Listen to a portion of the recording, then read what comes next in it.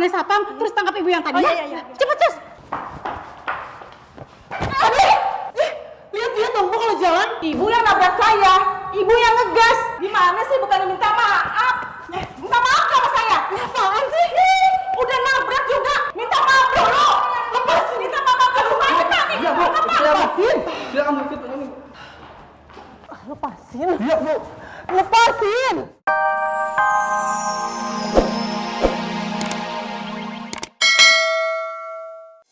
Ki, please lah, masa lo masih mau ngelakuin itu sih, childish banget. Enggak ya?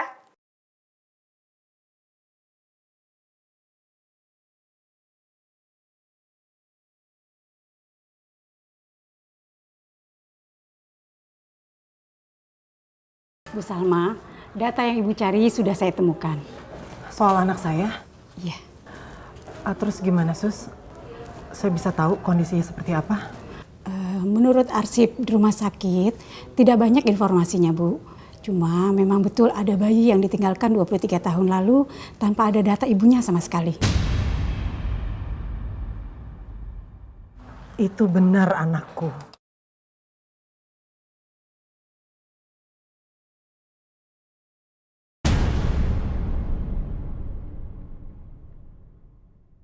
Tapi pasti dalam file itu ada info tentang anak saya, Sus. Iya, Bu. Anak Ibu sudah diadopsi orang lain. Siapa yang adopsi? Mohon maaf, Bu. Kalau soal itu saya tidak bisa memberitahukannya. Saya cuma mau tahu keberadaan anak saya, Sus. Maaf, Bu. Saya benar-benar tidak bisa memberitahukannya. Tapi yang jelas, anak Ibu sudah diadopsi dengan keluarga yang latar belakangnya sangat bagus.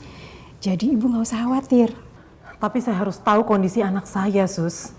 Maaf, Bu. Cuma itu kewenangan informasi yang bisa saya berikan ke Ibu. Selebihnya saya tidak bisa. Data tentang anakku pasti ada di dalam map itu.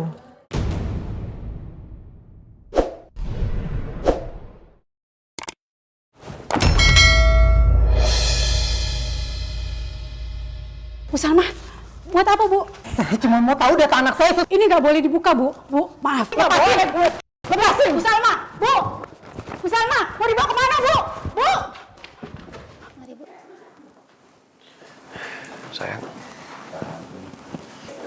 Jadi gimana, Dok? Saya baik-baik aja kan? Itu cuman asam lambung aja kan yang naik karena saya bingung kenapa tiba-tiba perut saya nyeri. Iya, Bu. Sakit perut itu bisa dikatakan karena ibu stres atau karena ibu masa hormonnya pramenstruasi. Dok, kalau masih ada yang mau disampaikan, sampein ke Pangeran dulu ya. Saya mau ke toilet. Mau saya temenin, sayang? Usah, sendiri aja kok. Bentar ya.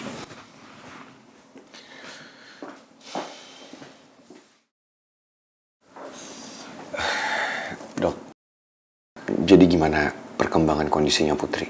Iya, Pak. Belum ada perubahan tentang kondisi tentang kista ibu. Tapi saran saya, sebaiknya Bapak segera bercerita tentang kondisi ibu. Supaya kita bisa mengambil tindakan medis lebih lanjutnya, Pak. Maksud dokter, Putri butuh operasi. Benar, Pak. Bu, jangan dibawa mapnya, Bu. Sus, kamu panggil satpam, terus tangkap ibu yang tadi. Iya. Cepet, Sus. Aduh, lihat dong, Bu kalau jalan. Ibu yang nabrak saya, ibu yang ngegas. Gimana sih bukannya minta maaf? Minta maaf sama saya. Apaan sih? Udah nabrak juga, minta maaf dulu. Lepasin, minta maaf ke rumah kita nih. Iya, Bu. Lepasin. Silakan Bu, silakan Bu. Lepasin. Iya, Bu. Lepasin. Diam. Lepasin. Ibu bisa diam nggak? Kalau nggak bisa, saya keluar nih.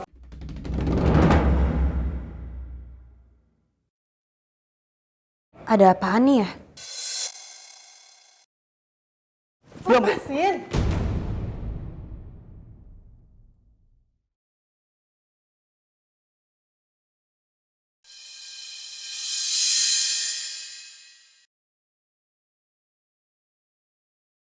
Aneh-aneh aja ya, udah tahu di rumah sakit, main kabur-kaburan. Emang kenapa dia kabur? Nggak tahu saya. Kenapa orang itu mau kabur? Jangan-jangan ibu itu mau kabur ninggalin anaknya seperti peristiwa yang gue alamin di sini dulu.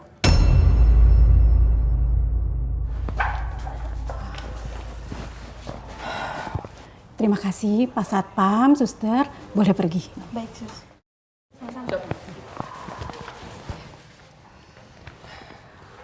Bu Salma yang tenang ya.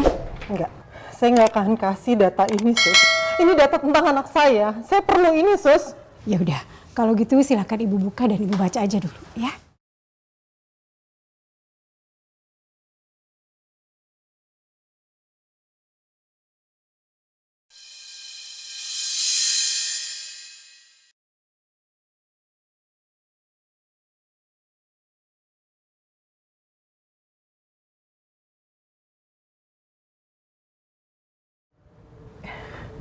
Ini memang anak saya.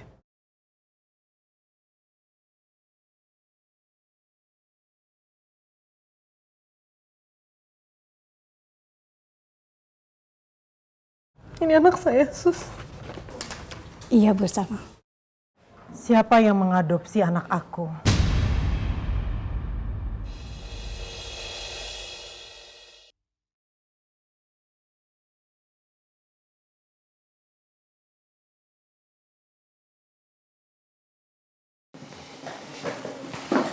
Sayang, Gimana?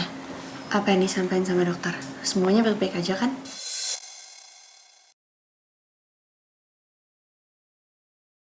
Dok, saya cuma sakit asam lambung biasa aja kan?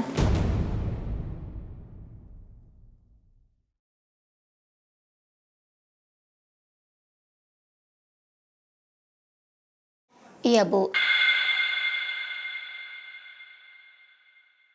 Semua sudah saya jelaskan kepada Pak Pangeran. Kalau gitu, saya akan buat resep obat sama persis dengan sebelumnya. Sebentar.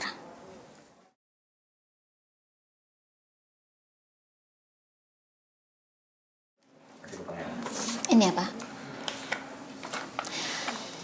Tapi ingat, pastikan diminum rutin, jangan ada yang terlewatkan. ya dok. Obat lagi. Capek aku minum obat. Ini kan buat kebaikan kamu sayang. Harus diminumnya biar sembuh. Oke. Makasih ya dok. Sama-sama, Pak.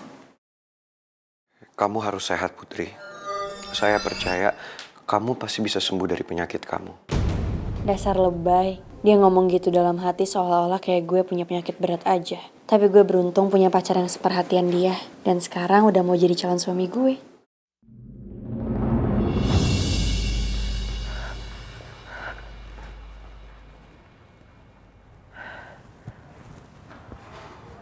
Nggak ada suster dan perawat yang ngikutin aku.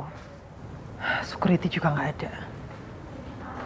Kayaknya mereka nggak sadar aku sudah ngambil sesuatu dari mereka.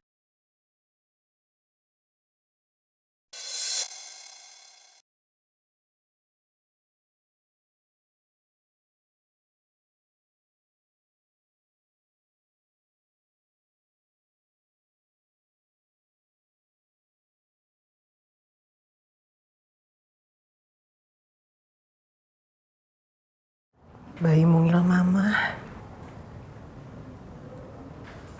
Siapa yang adopsi kamu sekarang, nak?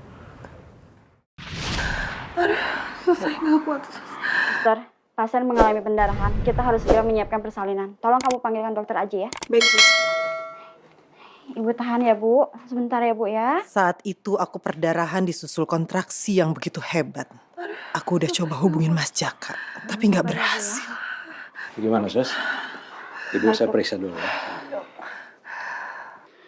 Ibu sudah siap? Iya. Baik, kalau gitu kita laksanakan ya persalinannya. Pelan-pelan, Bu. Tarik napasnya. Pelan. Keluarin napasnya, Bu. Dorong lebih kuat lagi. Terus, Bu. Lebih kuat lagi dorongnya terus. Sedikit lagi, Bu. Sedikit lagi. Iya. Alhamdulillah. Harusnya saat itu adalah saat yang paling membahagiakan karena aku sudah menjadi seorang ibu.